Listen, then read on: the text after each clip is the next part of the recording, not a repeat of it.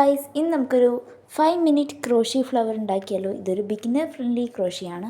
നമുക്ക് സ്റ്റാർട്ട് ചെയ്യാം. ഫസ്റ്റ് തന്നെ ഇതുപോലെ യാൺ എടുത്തിട്ട് യാണിൻ്റെ ടെയിൽ ഈ 2 ഫിംഗേഴ്സ് കൊണ്ട് ഹോൾഡ് ചെയ്ത് വെക്കുക. എന്നിട്ട് നമ്മുടെ യാണിൻ്റെ മറ്റേ ഭാഗം ഈ 2 ഫിംഗേഴ്സിൽ ഇതുപോലെ എക്സ് മാർക്കായിട്ടൊന്ന് ചുറ്റി കൊടുക്കാം. ഇതുപോലെ ചുറ്റണം. ഒന്നുകൂടി കാണിച്ചു തരാം. യാൺ എടുക്കുക, യാണിൻ്റെ ടെയിൽ ഈ 2 ഫിംഗേഴ്സ് കൊണ്ട് ഹോൾഡ് ചെയ്യുക.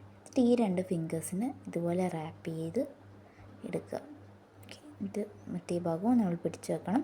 ഇനി നമ്മൾ ഹുക്ക് എടുത്തിട്ട് നമ്മൾ ഈ ഒരു യാണിൻ്റെ അടിയിൽ കൂടെ ഹുക്ക് കൊണ്ടുപോയിട്ട് മറ്റേ യാൺ ഇതുപോലെ വലിച്ച് ട്വിസ്റ്റ് ചെയ്തെടുക്കാം. സോ ഇത് കണ്ടാൽ മനസ്സിലാവും, പറഞ്ഞാൽ മനസ്സിലാവുമെന്ന് അറിയില്ല. ഇനി നമുക്ക് പെട്ടെന്ന് തന്നെ ഒരു ചെയിൻ സ്റ്റിച്ച് ചെയ്യണം. ചെയിൻ സ്റ്റിച്ച് ചെയ്തതിന് ശേഷം നമ്മുടെ ടെയിൽ ഈ മാജിക് റിങ്ങിൻ്റെ ഉള്ളിലേക്ക് ആക്കണം. ഇപ്പോൾ പുറത്താണുള്ളത്, ഇത് കാണിച്ചു തരാം. അതെ, ഈ ഒരു ടെയിൽ ഉള്ളിലേക്ക് മാറ്റാനുള്ളത് കേട്ടോ. ഓക്കെ, അപ്പോൾ നമ്മുടെ മാജിക് റിങ്ങിന് സൈസ് അഡ്ജസ്റ്റ് ചെയ്യാൻ വേണ്ടിയിട്ട് നമ്മൾ ഇവിടെ വലിച്ചാൽ അത് വലുതാവും, ടെയിൽ വലിച്ചാൽ ചെറുതാവുകയും ചെയ്യും. സോ ഇനി നമ്മൾ ചെയ്യേണ്ടത് 4 ചെയിൻ സ്റ്റിച്ചാണ്. അതിലൊന്ന് നമ്മൾ ഓൾറെഡി ആദ്യം ചെയ്താണല്ലോ, മാജിക് റിങ് ചെയ്ത പാട്. ഇതുപോലെ 3 എണ്ണം ആദ്യത്തതും കൂട്ടി 4 ചെയിൻ സ്റ്റിച്ചാണ് ഓരോ ഇതിൽ സ്റ്റാർട്ട് ചെയ്യുമ്പോഴും നമ്മൾ ചെയ്യേണ്ടത്. ഇനി ഡബിൾ ക്രോഷിയാണ്. അതിനു വേണ്ടി യാൺ ഓവർ ചെയ്യുക, എന്നിട്ട് ടെയിലും കൂട്ടിയിട്ട് ഈ മാജിക് റിങ്ങിലേക്ക് ഹുക്ക് ഇൻസേർട്ട് ചെയ്യുക. യാൺ ഓവർ ചെയ്ത് ഫസ്റ്റ് ലൂപ്പ് ക്ലോസ് ചെയ്യുക. ഇപ്പോൾ ഹുക്കിൽ 3 ലൂപ്പ് ബാക്കിയുണ്ട്. വീണ്ടും യാൺ ഓവർ ചെയ്യുക, ബാക്കിയുള്ള 2 ലൂപ്പും കൂടി ക്ലോസ് ചെയ്യുക. ഇനി 2 ലൂപ്പ് ബാക്കിയുണ്ട്, യാൺ ഓവർ ചെയ്യുക, ആ 2 ലൂപ്പും കൂടി ക്ലോസ് ചെയ്യുക. ഇതാണ് ഡബിൾ ക്രോഷേ. നമുക്ക് ആദ്യം പെർഫെക്ഷൻ ഒന്നും തോന്നില്ല. 5 ഇതിലാണ് ഞാനിവിടെ ചെയ്യുന്നത്. അപ്പോൾ 5 ഇതിൽ ചെയ്ത് കഴിഞ്ഞാൽ മാത്രമേ നമുക്ക് ഇതെങ്ങനെയാണ് ഉണ്ടാവുകയെന്ന് മനസ്സിലാവാൻ പറ്റുള്ളൂ. ഇനി നമ്മൾ 3 ചെയിൻ സ്റ്റിച്ച് കൂടി ചെയ്യുക.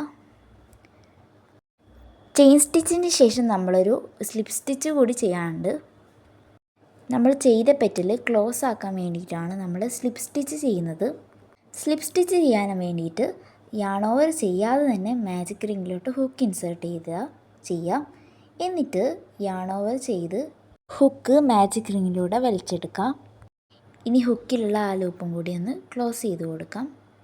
ശരിക്കിത് മാജിക് റിങ്ങിലൂടെ വലിച്ച സമയത്ത് തന്നെ പെട്ടെന്ന് തന്നെ ആ ലൂപ്പും കൂടി ക്ലോസ് ചെയ്യേണ്ടതാണ്. ഞാൻ നിങ്ങൾക്ക് കാണിച്ചു തരേണ്ടിയിട്ടാണ് ഇങ്ങനെ ചെയ്തത്. നമ്മൾ നേരത്തെ മാജിക് റിങ്ങിൽ നിന്ന് യാൺ ഓവർ ചെയ്ത അതേ ലൂപ്പ് കൊണ്ടാണ് ഇതും ക്ലോസ് ചെയ്യേണ്ടത്.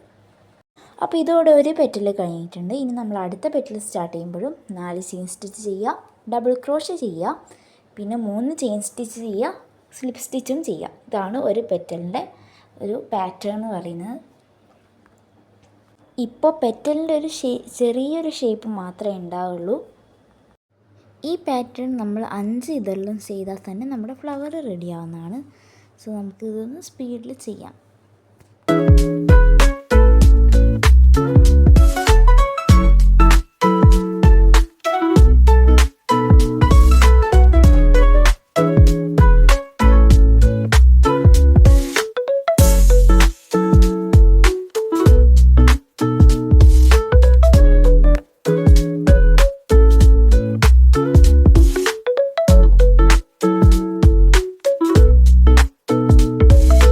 അങ്ങനെ നമ്മൾ 5 പെറ്റലും ചെയ്തെടുത്തിട്ടുണ്ട്. ഇനി നമുക്ക് ഹുക്ക് മാറ്റിയിട്ട് നമ്മുടെ ഹുക്ക് ഉണ്ടായിരുന്ന ലൂപ്പ് ഒന്ന് കുറച്ച് വലുതായി കൊടുക്കുക.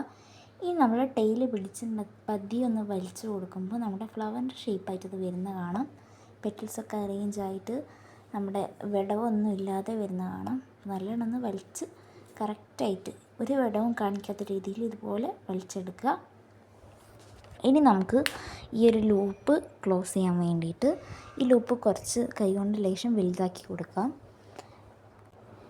ഇനി കത്രിക എടുത്തിട്ട് ഈ ഒരു ലൂപ്പിൻ്റെ ഇവിടെയായിട്ട് കട്ട് ചെയ്ത് കൊടുക്കണം. എങ്ങനെ കട്ട് ചെയ്യണേ ഞാൻ കൃത്യമായിട്ട് കാണിച്ചു തരുന്നുണ്ട്. അതാ ഈ ഭാഗത്ത് കട്ട് ചെയ്യുക. എന്നിട്ട് നമ്മുടെ ടെയിലല്ല, വർക്കിംഗ് യാൺ ഉണ്ടല്ലോ, ഇതാണ് വർക്കിംഗ് യാൺ. ഈ വർക്കിംഗ് യാൺ മെല്ലെ വലിച്ചാൽ ഇത് ഊരിയെന്ന് പോരും. അപ്പോൾ ഇങ്ങനെയാണ് ഉണ്ടാവുക.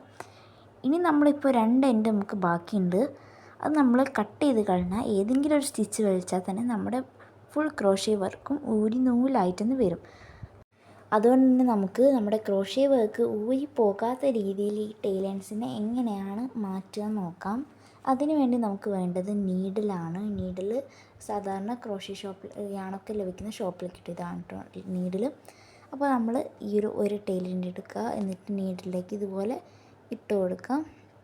എന്നിട്ട് ഈ നീഡിൽ നമ്മുടെ ഫ്ലവറിൻ്റെ കൃത്യം സെൻറ്ററിലൂടെ എടുക്കുക. ചെറിയ കഷ്ണമായതുകൊണ്ട് നമ്മൾ ഈ ഒരു നീഡിൽ ഇൻസേർട്ട് ചെയ്തതിന് ശേഷം മാത്രം കോർക്കുക, അല്ലെങ്കിൽ യാൺ അവിടെ തന്നെ ഉണ്ടാവും. ഇതുപോലെ കോർത്ത് കൊടുക്കുക. നമുക്ക് പതിയെ വലിച്ചു കൊടുക്കാം. ഇപ്പം നമ്മുടെ യാൺ കറക്റ്റായിട്ട് പുറത്തെത്തിയിട്ടുണ്ട്. ഇനി നമുക്ക് എവിടെ നിന്ന് വലിച്ചാലും ഊരി പോരുമൊന്നുമില്ല. സോ ആ യാണിൻ്റെ കഷ്ണം നമുക്ക് കട്ട് ചെയ്ത് മാറ്റാം. ഇതുപോലെ തന്നെ മറ്റേ ടൈലിൻ്റെ എൻഡും നമ്മൾ ചെയ്ത് കൊടുക്കണം, എന്നാലേ കൃത്യമായിട്ട് വരുള്ളൂ.